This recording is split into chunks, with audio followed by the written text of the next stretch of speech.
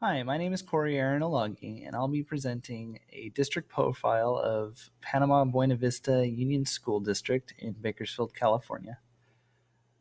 I'll start off by showing us a map of the district where it's located.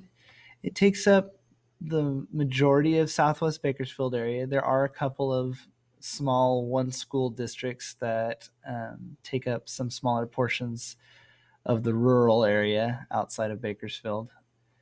It's south of Rosedale Union School District, west of Greenfield Union School District, and Bakersfield City School District. It is the second largest district in Kern County with 23 school sites. It's actually the third largest out of all the school districts. It's the second largest elementary school district in Kern County. Its leadership composition is pretty basic. It's the same kind of structure as most of the districts in town use. They are led by a board of trustees who are pictured on the right, and underneath them is the superintendent of the district, and he has quite a bit of experience. He's been in the career for about 4 years. Prior to that, he was a principal, a teacher, university professor, and union chair for administrators. So that's what they look like. As far as demographic information goes, here's the current demographic information from last year. It's mostly made up of Hispanic Latino students, and the second largest portion is white students, and then it gets smaller from there on out.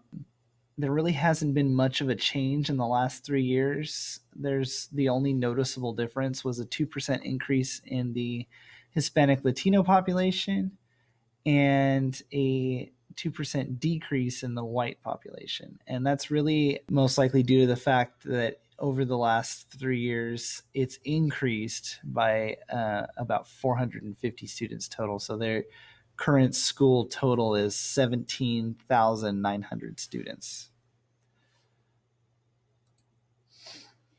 As far as subgroups go, the school district is mostly made up of lower socioeconomic disadvantaged students, as well as English learners and students with disabilities. Homeless youth make up a pretty large number of students in this district at 759. And that small little purple wedge there, that's actually foster students, and there were only about 200 of those. Interestingly enough, foster youth were not tracked until 2015-16. Before then, they were in with the homeless youth. There wasn't any significant changes in the percentages over the last 3 years. In fact, 3 years ago, the socioeconomically disadvantaged was 65.8. So it really hasn't even gone up a full percent. As far as initiatives from their Local Control Accountability Plan, or LCAP, they have three. The first one is they want to increase student achievement in reading and mathematics. They want to provide a comprehensive, well-rounded educational experience for all students for their second initiative. And their final initiative is they want to provide and maintain a safe, positive school climate that engages all stakeholders. As far as the current status for these, in student achievement, they are improving in reading. It's very noticeable in the statistics we'll look at in a minute. And there isn't much change in math. It's pretty marginal. The second initiative, where they provide a comprehensive, well-rounded educational experience, it's difficult to measure, but they do provide a variety of services. And the thing that was noticeable is they do not yet support migrant students as a separate subgroup, which is something that other districts in the area do. And the third initiative, providing and maintaining a safe, positive control climate, is that they're actually currently working on a positive behavioral intervention support style system. That's something that is nice to see. Here's a look at their CASP scores over the last 3 years. This is really the only measure that they have at the moment. API has kind of disappeared in recent years, so I figured that this was probably the best measure for them right now. As you can see in the math, the scores haven't really changed dramatically. There's kind of an invisible range here on the chart. This is students that have not met the standard, and that has kind of leveled out in the last 2 years. The scores for students higher up have grown, but not significantly. If we look down here at the statistics, the standard not met, the change from 2016 was positive by 0.27%, so not really statistically significant. And the same thing from here, it actually decreases for the standard nearly met, decreases here, but it increases where they exceed the standard by 1.78%. So it's almost like these two categories shrunk and this category increased. So some of the students in these categories have improved, but there hasn't been much change down here. Now for English, or the reading scores, they have increased across the board pretty much. There was a 2.66 decrease in students that have not met the standard, which is a good thing to see. And there has been a slight decrease in the standard nearly met category, whereas there's been a huge increase in the standard met, so 1.45%, and an even larger increase for standard exceeded at 2.12%.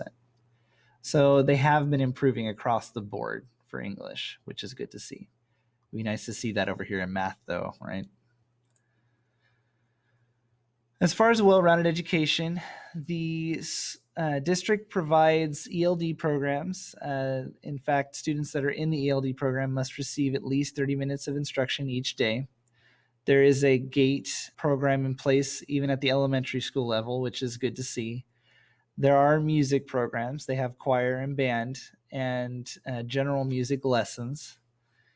And they do offer PE lessons. They have to do something like 200 minutes a week for PE.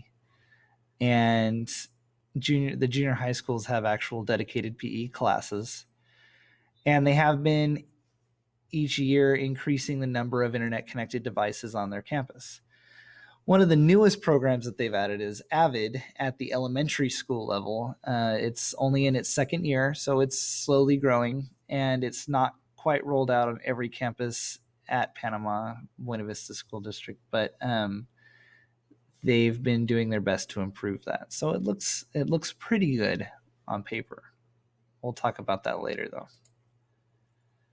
And the third goal, providing a safe school environment. There have been efforts made to create a positive behavior intervention system to lower the number of suspensions from their students. So this is an idea where they create a positive atmosphere on campus and encourage positive reinforcement over negative reinforcement from teachers to help prevent suspensions from happening. We do have an opportunity school for at-risk students that aren't performing well in school or are at risk of being suspended or expelled can go to their opportunity school, which is located at their district office, which provides kind of like a safe space to explore educational opportunity for those students. And they have trained the entire staff on positive behavior intervention. So that is something that's good to see. We'll talk more about that on later. And they also did, very interestingly, a cultural proficiency professional development for all the teachers. This is a concept where they kind of learn how to manage different cultures within their classroom, and it looks like it's worked out well for them so far. Moving on to the financial condition. Overall, their condition is improving, but it's a pretty slow pace, as any government industry likely is. As far as the per student funds, Panama Buena Vista School District receives $9,039 per student enrolled. This is below the county average by a pretty large margin. You can actually see right here the difference between Panama Buena Vista School District and the other districts in town and county. But they do spend around another $130 per student. So while they receive $9,039 per student, they actually spend $9,161 per student.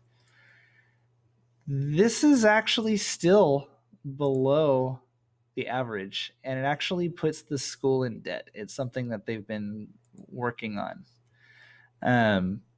You can see down here, and we'll talk more about this on the next slide, but you can see down here that their debt has kind of jumped up and down over the last decade or so.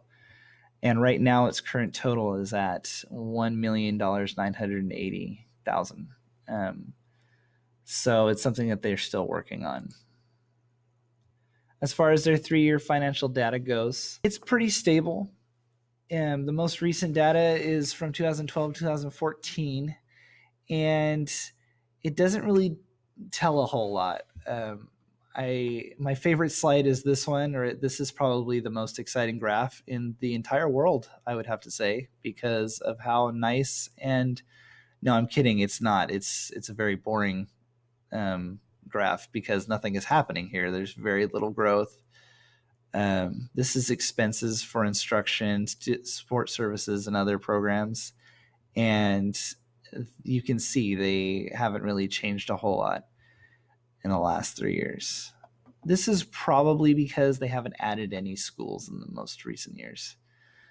They have, in the last 3 years, actually added a new site for professional development near their district office. This is visible on their chart. You can see that they've spent quite a bit of money building those facilities. They've also spent some money renovating some of their older campuses. So that's where this expense is coming from. This is probably the most exciting graph. The one over here, by comparison, their interest on debt went down, but then it went back up in 2014. So their expenses are pretty much the same over the last 3 years. And the same thing for their other school systems. These would be things like electricity, that sort of stuff, utilities, all in that category. But if we look at the last decade, you can see that there is quite a bit more activity. This was the graph from the previous slide. And you can actually see that their total debt has been reduced by quite a lot. It was over $30 million previously, and now it's actually below 20. So they've decreased their total debt by about 55% over the last decade or so. So that's really good to see. In comparing to other districts in the county, it's kind of interesting. It's smaller than Bakersfield City School District, larger than Greenfield Union School District, which are other big elementary school districts in town. It has lower funding per student than all other major districts in town, but it's closest to Rosedale Union School District, which is a very small elementary school district in the northwest part of town. And as far as the rating goes, which the rating which I'll talk about a little bit later on Start Class is kind of a summation of all the different finance issues, class offerings, all these different sorts of things. And it rates better than one district in town, BCSD, which is our largest elementary school district, actually our largest school district in town. And it's pretty much on par with Greenfield, but it's lower than Rosedale. Its current rating is a 5 out of 10, which is not that great. As far as comparing it across the state, I compared it to 3 different elementary school districts and some unified school districts from cities of similar size to Bakersfield. So there's Modesto City Elementary, Visalia Unified, and Fresno Unified.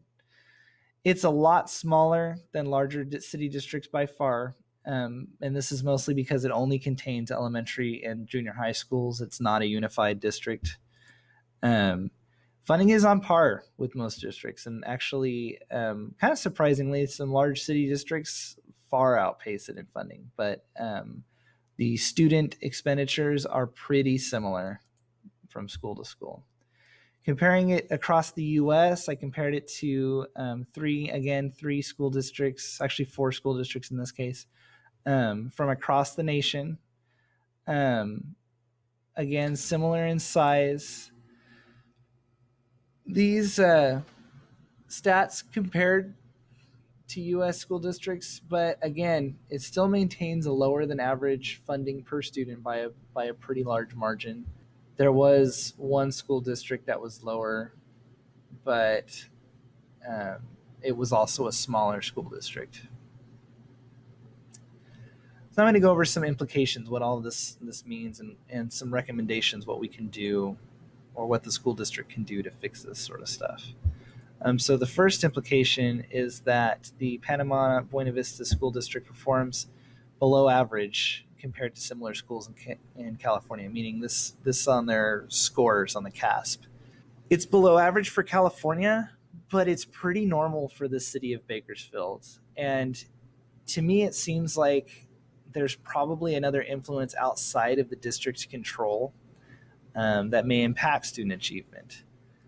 Now, in addition to that, their improved funding over expenditures over the last decade shows that they've made some significant progress, and they've been making some really smart decisions with finances. They're making some good progress there, and hopefully that will mean that there's increased funds per student over the next 3 years.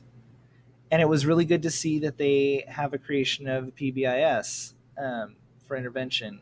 And it really shows that the district is making efforts to improve their school environment and to move in the direction of education in the U.S. as a whole. This is PBIS and other positive behavior intervention systems have been introduced nationwide, so it's something that's good to see that this district is also doing.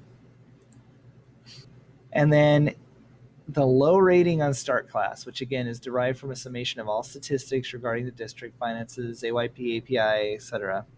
It shows that there's a large amount of room for improvement. I mean, a 5 out of 10 is an F in a classroom. And so it would be nice to see them improve, especially since one of their direct, I don't know if I want to call them a competitor, but one of the direct comparisons, Rosedale Union School District, has a 7 out of 10. And so they really need to work on improving this overall rating. Here's some of my recommendations. So first of all, the district, while it's been addressing, and it does offer a well-rounded education, I noticed that it's actually lost several programs over the years, particularly in the arts, and there's an uneven access to programs involving STEAM. So a solution to this would be to create programs on each campus that allow students to explore creativity, sciences, and such on a regular basis. Funding might become an issue if they need to include programs like that, but they could be counterbalanced with private sponsorships from local industries here in town. Bakersfield's a really big oil city, and Chevron has shown across the entire county that they're willing to invest in our students, in our education programs. So they might be someone to reach out to. They could also, in some areas that are a little bit better, higher up in the socioeconomic status, might introduce parent boosters to gain some of that money. What's interesting for me is I actually went through the Panama Buena Vista Union School District as a child. I went to Panama Elementary School and Warren Junior High, which are both still schools in the district. And looking through this data, I've seen that they haven't added programs over time, but they've actually removed them. They used to have drama, art classes, extracurricular things like science fairs, sports, different things like that, which have kind of slowly disappeared over the last several years. As far as the positive behavior intervention system, I am glad to see that that's being introduced. I think that if they want to see some strong results, they need to ensure that not only that employees are trained, but that they are actually following through with the program. This is something that I've experienced on my campus at Golden Valley High. it has to become part of the culture in order for it to be successful. And every teacher, every staff member, whether it's a custodian or a security guard, a yard aide, instructional aides, everyone has to be 100% in on this in order for it to actually work. And we've seen some real benefits from it, but it took a few years to get there. So hopefully in the next couple of years, Panama's system will also improve. As far as the district and other districts in town, kind of tackling the issue of low achievement rates, really seems that this isn't a district issue, that this is something that Kern County is struggling with on a whole, especially comparing it to other cities and other districts in California. And I think really the only way we're going to solve this problem is if we begin more community outreach programs to help. So we have a large Latino and Hispanic population. A lot of these parents don't speak English because they're first generation immigrants.